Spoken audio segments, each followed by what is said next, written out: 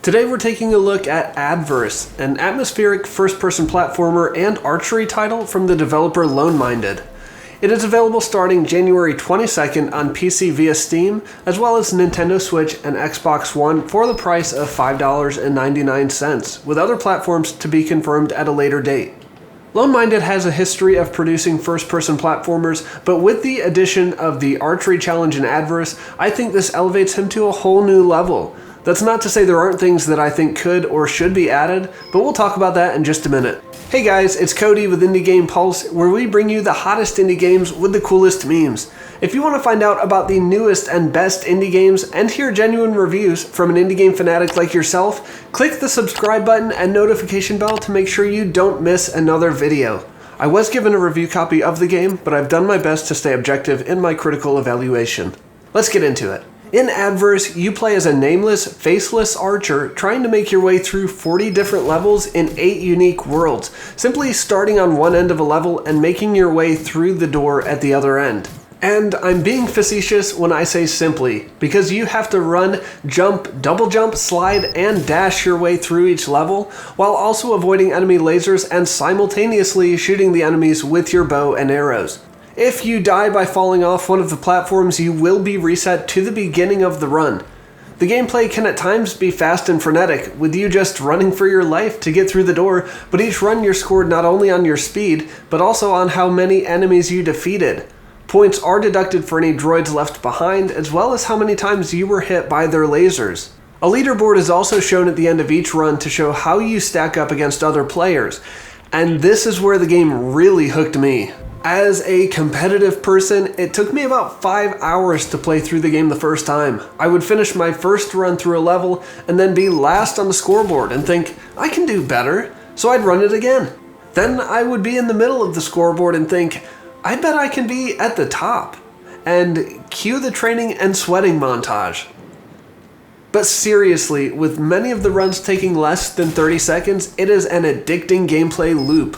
However, something which desperately needs to be implemented is a way to view the leaderboards without first running the level. There's no menu option to see each leaderboard, so you can never know until you rerun a level if you're still at the top. As much as Adverse feels like a speedrunner's dream, this is a pretty big oversight which I hope will be corrected very soon. A quick note, as I'm editing the video, I emailed Loneminded about my thoughts, and he said that viewing leaderboards on the menu will be added in shortly after the release in an update. He also confirmed that leaderboards will not be cross-platform, as there is some disparity between the controller and keyboard and mouse records. We'll touch a bit on that later as well.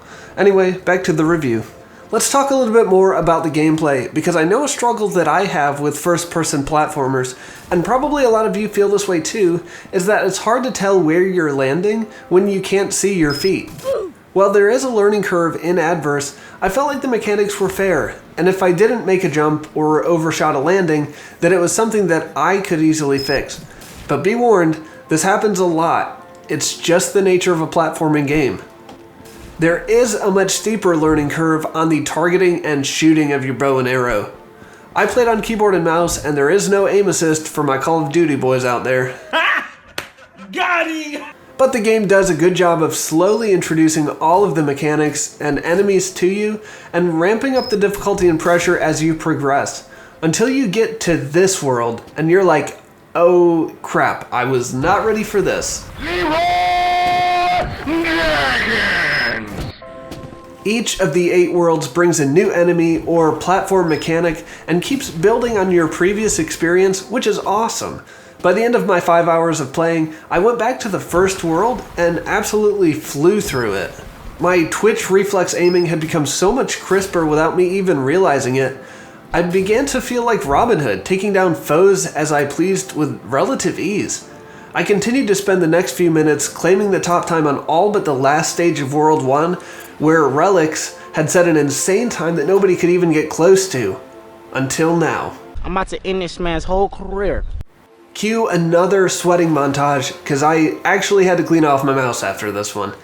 I finally beat it while in the middle of writing this review, and no joke, after running it at least 100 times the night before. This is the best part of Adverse, the speedrunning and precision platforming, combined with the puzzle of how to best run through a level while also avoiding and defeating the enemies.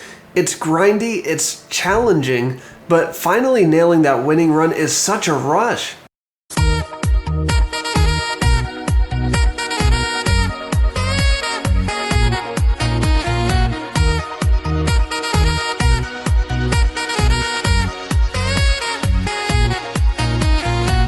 I hope this game launches a new speedrunning community because I would be all about that.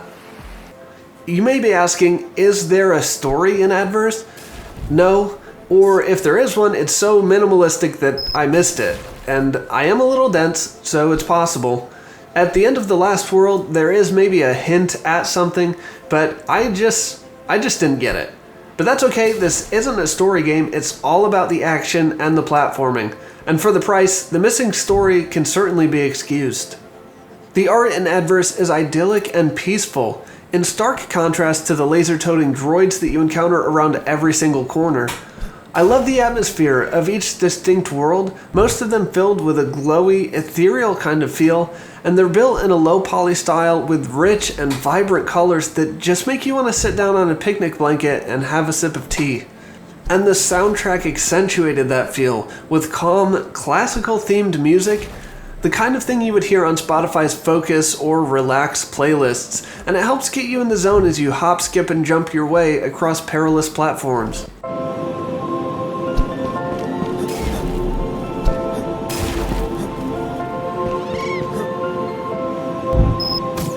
And some final notes about the controls. Firstly, you can rebind any key to whatever you choose, so if you're more comfortable with an alternate setup, you're able to change it. That's sometimes overlooked in games, but it's needed here and it works very well. Secondly, and in the same regard, why in the world would the default key for restarting a level be right next to an essential action key? On the keyboard, the restart button was right next to the dash button and resulted in some frustrating endings.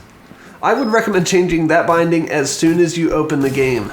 And lastly, aiming with a mouse and making those twitch reflex shots felt awesome, but I think the experience might be a bit different on console. For more information and a better idea of how controller gameplay looks, I would recommend you check out my friend Jeffrey's review over on the Indie Gaming Guild. He does an excellent job of showcasing the console gameplay, and I'll leave a card for his video on the end screen as well as a link in the description below. So the question is, should you play Adverse?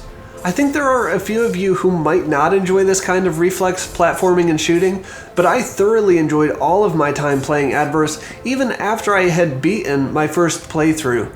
In fact, I probably had more fun afterward in my attempts to claim the best scores.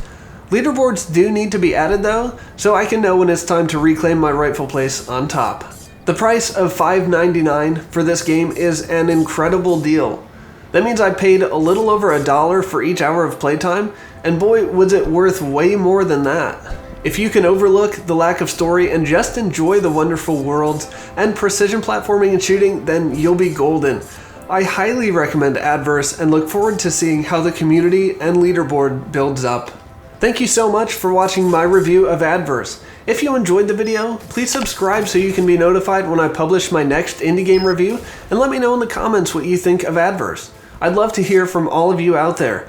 Thank you as well to my 113 subscribers for your continued support. I'm planning a little thank you video shortly with some exciting announcements for the future as well, so stay tuned for that. For more indie game reviews and countdowns, check out the videos on your screen now, and I'll see you on the other side.